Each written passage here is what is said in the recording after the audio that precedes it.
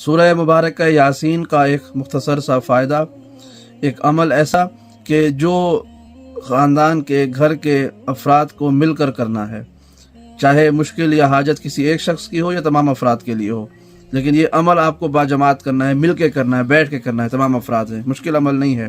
وہ کیا عمل ہے؟ سورہ یاسین کو کھول کے بیٹھ جائیں اور ایک شخص اس کو اونچی آواز میں پڑھے۔